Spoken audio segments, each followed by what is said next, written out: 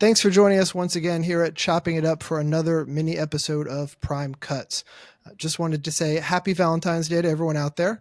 We're really squeezing out the last bits of the holiday season, and while I know everyone loves to shit on Valentine's Day as this fabricated, corporatized holiday, we here at CIU hold it near and dear to our hearts, and this, of course, has nothing to do with the fact that it coincides with my birthday.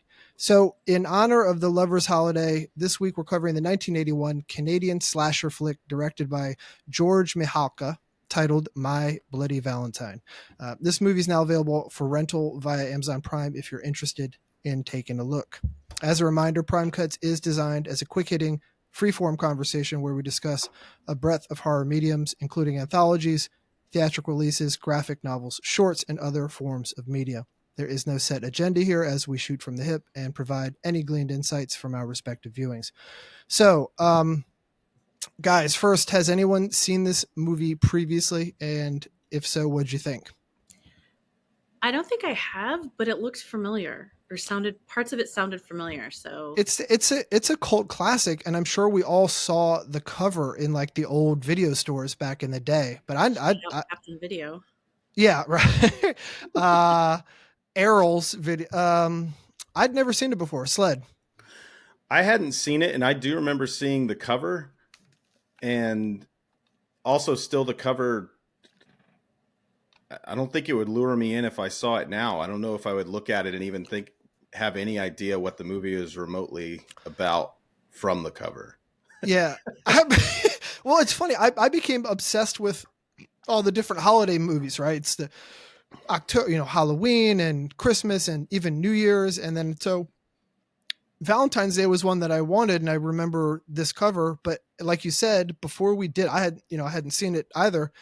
And before we did this episode, I'm looking it up and I'm like, this plot is fucking insane. Like I'd never realized that before. The other one that I still haven't seen, we have to do a future episode on that, is April Fool's Day. Yes. I was just thinking that is I watched that recently.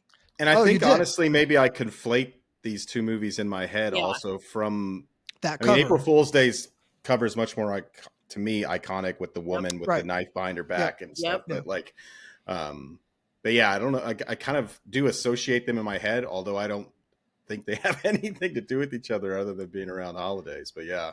Right. Well, so this was one of those ones. It came out in 1981. Like we said, it's a Canadian film. I think most of the filming took place in Nova Scotia. Set in a fictional small town. There's a group of miners. The long and the short of it is there's a horrible accident where some miners get trapped down there, and there's an explosion. They die, and that was all because the two supervisors left early to go to this Valentine's Day dance in the small town. And he survived. One of the five survives, eating the other ones through cannibalism, and goes mad. Placed in an insane asylum once he's rescued, and he breaks out and, of course, avenges his almost being killed in the mines, and takes out the supervisors and kills a bunch of people. So we fast forward 20 years later. They haven't done the dance in 20 years. They're finally going to reinstate it, and the killings start happening again. And you get, hearts being cut out of people and mailed to people. So not original in any real sense. It actually really closely mirrors. Did you guys ever see The Prowler? It's another classic. What's his name? Who did, the Friday the 13th episode we covered. Joe Zito, that director. He did The Prowler as well. It's almost the same plot. There's someone who's wronged, or there's a girlfriend issue. It's like World War II era. Then 30 years later, they come back and start hacking people up at a dance. So very much in line with that. It is pretty stock standard as a slasher, wouldn't you guys say? Yeah. I mean, I think it has the typical formula, right? An event, a holiday, somebody has come back to wreak havoc or revenge. Like I immediately saw Halloween, right? He comes back, he escapes. Insane asylum, right? Yep. When they were calling around. I watched it and felt like I was watching like the slasher cousin of the Deer Hunter. I think. Oh my God! Because it felt very Pennsylvania bars. It's the time period, and the the visuals, and they're working in like a industrial kind of setting and stuff. And and everyone is chain smoking cigarettes. Yeah. There's low ceilings in the dark bars. It very much has that vibe. That's a funny comparison. I actually enjoyed those parts. I enjoyed them, like the young men and women in the dive bars and after work and the drinking and the smoking and the partying and all that. Actually, it had more like a verisimilitude than a lot of the other slashers. Like, it felt natural. Like, all those people seemed like they could fight and booze and smoke, and they all had sex. Like, it seems a little more real. If they were, I didn't even look at, since it's not supposed to be as deep of a dive, I didn't look up the actors and stuff to see if. Yeah, neither did I, but I would not be surprised if Canada. Well, it is filmed on location, so I have to assume a lot of them were Canadian, right? And so they're Canadians, much more rural. There's probably still some, closer connection between those actors and that kind of lifestyle than, your modern actors. Yeah. That was probably the part I appreciated the most about the movie, was just, for me, very nostalgic just to watch it. Like, the setting and stuff is very, I thought that was probably well done, compared to, it didn't feel as forced as some of that, or ridiculous as it does in some other movies. It's not Crispin Glover dancing. Well, it also has that, and Sled, this is something we always talk about. Like, there's not a hard line for an end or beginning of a decade. And so this being a 1981 film, it has it felt 70s to me more than 80s. Yep. Yes. For sure. Yep. It had that same mystique, And it's, The Howling was like that too. I think The Howling was an 81 movie also, and it still had much more of that 70s feel to it. 80s doesn't kick in until 85 in my view. But this was actually, this was a Paramount Pictures. And they had distributed it, but yeah. Right, but they also did Friday the 13th, which came out 1 year prior, right? That was a 1980 flick. Okay, so I think they were trying to get as much. There was actually a little bit of tongue-in-cheek promotion if you look at when the original day is set in the movie in My Bloody Valentine. It's Thursday the 12th. Oh, so okay. The Saturday night dance would be the Valentine's Day dance where the massacre happens, but Friday the 13th is sandwiched in between them. So it's a little a wink and a nod to that, and they have again a lot of the same. Slasher tropes baked in. You got the whole sex punishment thing going on. Right. Right. Well, so yeah. And that's the twist, of course, at the end is the guy who was the original miner who was caught in the mines there and went crazy. He actually passed away, but when he came back before he died and broke out of the insane asylum, he killed the two supervisors. It's the adult son of one of the supervisors who was there in the house and watched his dad get killed. It's Axel, the guy Axel who's in the love triangle, right? It's Axel and the blonde young woman and TJ, or sometimes they call him Jesse. They're in the love triangle, and it's Axel who's actually now lost his shit as a result of seeing his dad be killed, sort of tangentially due to the Valentine's Day dance. So now he's going to pick up the mantle and start the Valentine's Day killings as a copycat. So it's funny that I think all of us sort of have a lukewarm take on this. I liked it because slashers are my thing, especially ones that are just like grit, they have that gritty sort of DIY vibe to it, and there's a very strong sense of place and time, and I just dig that, and all these tertiary and ancillary characters. But Quentin Tarantino cited this as his number one favorite slasher movie of all time. And so while I was watching it, and again, Sled, like you and Jeannie, I didn't do a deep dive on the characters and stuff because that's not what we're doing with Prime Cuts, but like I was trying to figure out why this would be such a highly venerated movie from such a respected auteur, right? Like Tarantino, if he says this is the shit, I want to watch and see what I'm missing. Did you guys get anything that was different from out of the norm for this slasher? No. And that was part. I was doing the same. I was like, I wonder what it is about, why he likes it so much. And I'm questioning myself because I do like Tarantino's movies, so and think he has a good eye for movies. So I think I'm still struggling with figuring that out. Well, it's possible, as I understand it, just in the scant bit that I did read up, there was 8 or 9 minutes of the final product that was excised. I mean, they cut a lot of stuff out due to the gore, and I think that was around the time of, again, it's on the heels of Friday the 13th, and there was, I think John Lennon was killed before this movie came out, and there was this sort of nationwide movement, even here in the States, to sort of mute some of the more explicit violence, whether that was in, cinema or the media or news or whatever. So I don't know how much of that might've played. Maybe we missed some really good stuff in those 8 or 9 minutes. I thought the kills were solid from a standard slasher fare. That was good stuff. A pickaxe, a lot of hearts being removed from the bodies. I Very could dig that. with Valentine's Day, right? Right. All the Valentine's Day stuff. I still think it's a cool concept. I know there was a remake in 2009, which I haven't seen. I assume you guys haven't. What the fuck? Either. I just literally read I swear to God, I didn't read this before, and I was trying to search to see why Quentin Tarantino said whatever. But I guess during an interview with iHorror, director George Mihalka was informed that it was Tarantino's favorite slasher and asked whether he had an inkling the film would end up being so popular. He replied, "None whatsoever. Like I said, we all walked in with that kind of young, cocky attitude that we're going to make the Deer Hunter of horror movies." Are you shitting me? Sled strikes again. Wow. Oh man, and I legit didn't even see that. That's wild. I still haven't answered my question about why Quentin Tarantino likes it. Right. Which I don't know that we're going to get the question. Well, it's funny. So it must have been an intentional aesthetic choice then, obviously. So that right. It was the score. I thought was I read that the score was they're trying to be haunting and foreboding and all that, but it was really campy. It was like a Dukes of Hazzard episode in some scenes with them like running out of slow-mo, like the saddest like car peeling out scene at like it's like.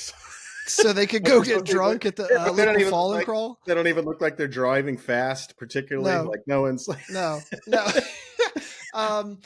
Yeah, it's funny. Well, the George Mihalka, because some years removed, it didn't do well in the box office, obviously, which it underperformed the original Friday the 13th. But after some time, like I said, it gained a cult following, and I think in 2019, somewhere around there, he was, maybe I'm lying. Maybe it was 2001.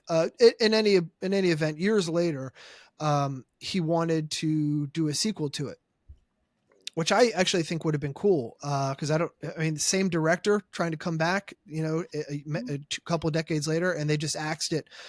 The whole idea based on the fact that it didn't gross anything really significant at its initial run. So, we missed out on that. So funny because I think like nowadays, that could be on Netflix. Oh my God. It would get made. Yeah. Like, that just speaks to like the bigger whole about, filming and like, oh, you didn't do good at the box office, so we're not going to invest. It's like, now it's like, okay, well, so what? Because you've got 18 million streaming platforms that you can go shop your project to. Right. Although I don't think, my impression is they don't make the money that they used to make on video. Like it's not as consistent. And that's actually, and it's caused problems with putting out movies that maybe they think are not going to make a ton of money because they can't rely on that money quite as much as they used to. Yeah, that makes sense. Yeah, I don't get caught up I try not to get caught up in the revenue stuff all the time. I know that's Joel's wheelhouse, but I just if there's a platform to put it out on and to get that stuff made, it's always been my opinion that it'll eventually get the following it needs and make the money it needs at some point, if enough people get eyes on it. And sometimes that's word of mouth, just good movies, I don't think we've done it, but any of the found footage style horror movies, but Blair Witch, Jeannie and I, the two guys that made that went to the local community college up the street from us, in Maryland, and they made it on a shoestring budget, but one other, I was thinking, I was like, so our first Prime Cuts episode, we went and saw In a Violent Nature in the theaters, and I was thinking, and that's also a Canadian slasher film, and it made me realize his outfit was supposed to be like a mining helmet in that also, wasn't it? a different variety, but he was wearing. It was it was the firefighter. Was uniform. It a firefighter? Is that right? Yeah, you are right. But it's still, I've still wondered if that was kind of because it is that kind of it's a different kind of mask looking thing. Also Canadian film. I just maybe think about also, that. I got to say the opening scene where the two miners are down there and the one starts disrobing and it's this attractive young blonde woman, right? And they're, I guess, going to fuck down there, which it never really explains why they're down there to do that. And she's like stroking his breathing tube. Do you guys see that? It's that's kind of some shit Tarantino would like just for no reason to, to like hypersexualize this thing. And then he comes across like a heart tattoo on her cleavage, and that's enough to push him over the edge to kill her. I mean, it's a bit of a stretch. That's yeah.